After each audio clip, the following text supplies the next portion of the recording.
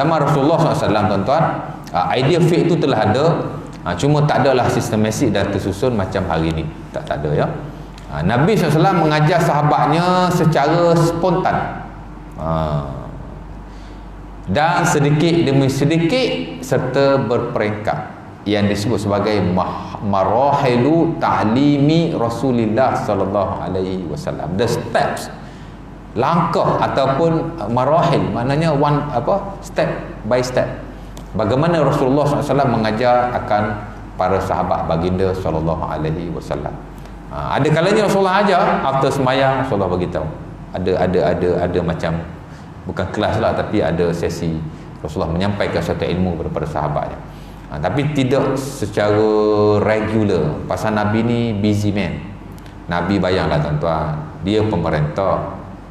Kalau kita kata president of state lah, presiden lah ya, nak jaga negara ni. Walaupun Madinah tidaklah besar sangat, tapi jajahannya besar, pusat pemerintahan Madinah. Tapi Nabi telah memperluaskan, hantar sahabat pergi Syam, pergi Yaman, buka negara semua.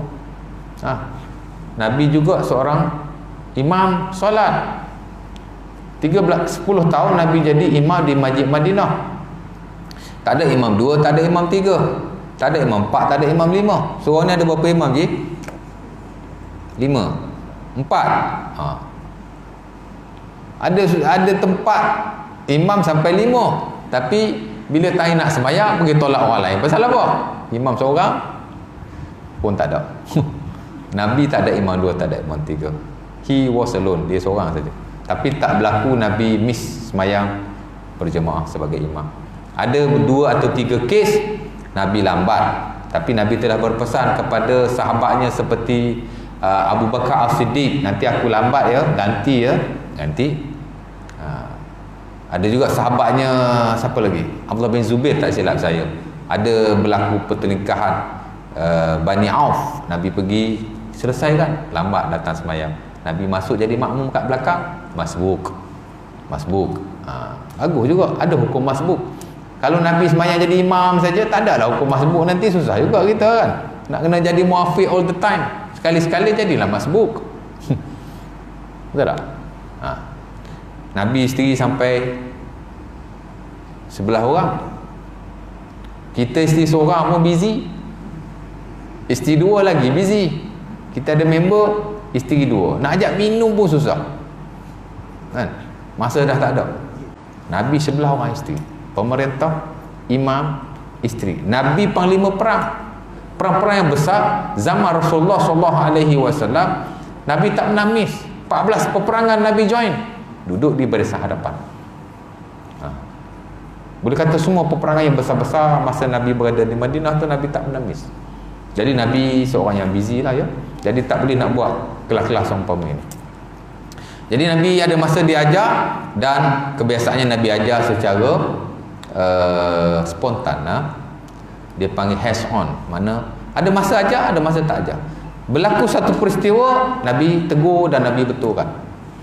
Kan? Nabi ajar, kemudian Nabi tengoklah sahabat buat macam mana. Kalau berlaku ada kesilapan, Nabi akan tegur daripada satu masa kepada satu masa. Itu Nabi guide begitulah ya. Dan begitu juga sahabat-sahabat yang lain, mereka ajar sesama mereka. Orang mana tahu, ajar orang yang tidak tahu. Dia macam tu. Tidak ada satu ilmu yang disusun rapi. Tak ada buku. Zaman Rasulullah SAW belajar tak ada buku. Macam ni lah belajar, tak ada kitab. Kalau ada kitab pun ustaz je ada kitab. Anak murid tak ada buku, terbalik kan. Kalau zaman kita kecil-kecil dulu, kita ada buku. Tok guru kita tak ada buku. Pasal tok guru ni tuan-tuan, dia berpegang al-ilmu fis sudur, laisa fis sutur. Ilmu di dada, bukan di buku. Jadi dia tak bawa buku. Dululah. Sekarang ustaz bawa buku, anak murid tak bawa buku. Tapi tak apalah ya, bukan ada periksa apa kat surau ni. Ya. Jadi begitu tuan-tuan. Sementara saya sebut tadi, ilmu yang Rasulullah ajar kepada para sahabat, dia ada marahil, dia punya tingkatan dia ada tahap-tahap dia lah. Seumpama Allah Ta'ala mensyariatkan pun secara bertahap-tahap. Sembayang ada tahap-tahapnya. Pada peringkat awal, sembayang hanya diwajibkan sembayang malam. 11 tahun Nabi sembahyang malam. 5 waktu tak ada lagi. Sembahyang 5 waktu ni Isra' Mi'raj. 11 tahun setelah Nabi jadi Nabi. Habis tu masa 11 tahun tu apa Nabi sembahyang? Nabi sembahyang juga tapi sembahyang malam. Kan? Ada seorang tu yang dia kata 11 tahun Nabi tak sembahyang, Nabi sembahyang hati, sembahyang hati. Suka-suka dia je. Nabi sembahyang hati dia kata.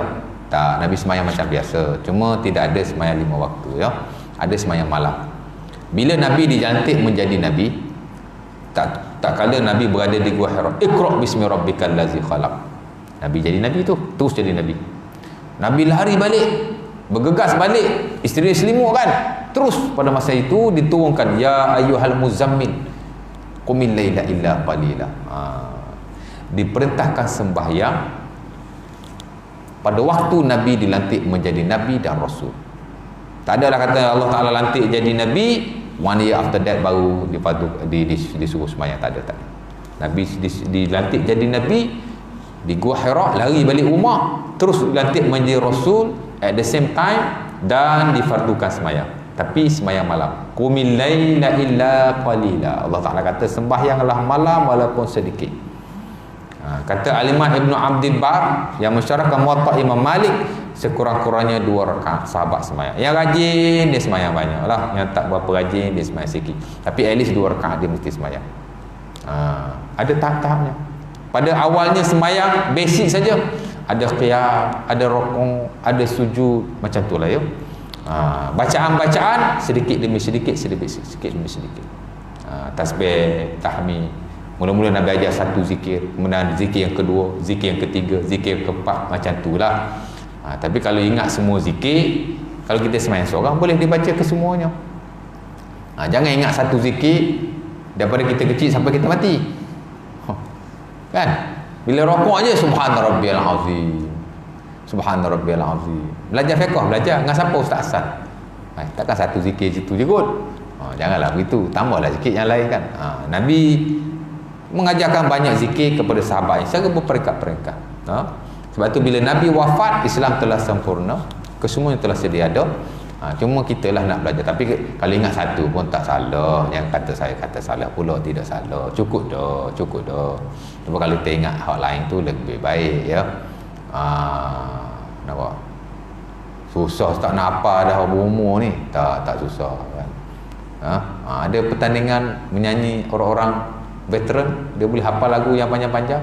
Menunjukkan orang yang sudah berusia pun masih ada kemampuan untuk menghafal. Jadi begitu ya tuan-tuan ya. Jadi dia tak sistematik, tapi dia masih satu ilmu yang bagus. Pada peringkat awal tuan-tuan, sembahyang boleh bercakap.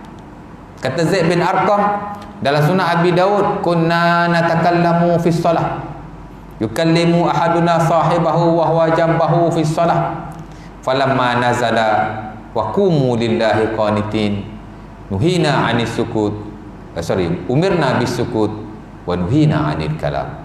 Kita belajar fiqh sembahyang nanti, kita belajar perkara-perkara yang membatalkan solat, nawaqidus solat, perkara-perkara yang membatalkan sembahyang. Ada 7 perkara yang membatalkan sembahyang sekurang-kurangnya. Salah satu ialah berkata-kata. Kata Al-Imam Ibn Muzir dalam Al-Ijma'. Ibn Muzir ni rujukan ulama-ulama besar. Imam Nawawi pun rujuk dia. Imam Nawawi kata kalau aku nak rujuk ijma', aku akan rujuk Ibn Muzir. Lebih aku suka berbanding aku rujuk ulama-ulama Syafi'i. Menunjukkan bahawa ilmu ijma' Ibn Muzir adalah ilmu yang hebat. Kalau dia kata ijma' lah tu. Tak boleh petikai lagi. Kalau orang lain kata boleh jadi betul ke ni macam tu lah ya. Tapi dia tidak. Dia kata ajma' annal musalli mamnu' minal kalam. Telah ijma', mana telah sepakat, tidak ada syak wa sangka lagi bahawa seseorang yang solat diharamkan untuk berkata-kata. Dan kalau dia berkata-kata, batallah solatnya. Tapi peringkat awal boleh cakap tuan. Kata Zaid bin Arqam, masa kami sembahyang peringkat awal dulu, kami bercakap, kami sembang dengan sahabat kami yang berada di sebelah. Habis itu bila diwajibkan diam, bila turunnya ayat waqumu lillahi qanitin, hafizu ala salati was salatil wusta waqumu lillahi qanitin. Dia turun ayat ni, barulah kami disuruh diam dan kami dilarang untuk berkata-kata. Macam tu ya. Jadi Nabi mengajar pada sahabatnya 13 tahun di Mekah, 10 tahun di Madinah, sedikit demi sedikit, sedikit demi sedikit, sehinggalah ilmu tentang beribadah kepada Allah ni termasuk ilmu-ilmu yang lain, muamalah dan seumpamanya. Sebab fiqh ni tuan-tuan dia ada 5 bidang yang besar. Nanti saya akan sentuh sikit ya. Ini saya bagi asas nak bagi kita nampak, nak buka jalan dulu bagaimana keadaan dan nature lah fiqh pada zaman yang terawal.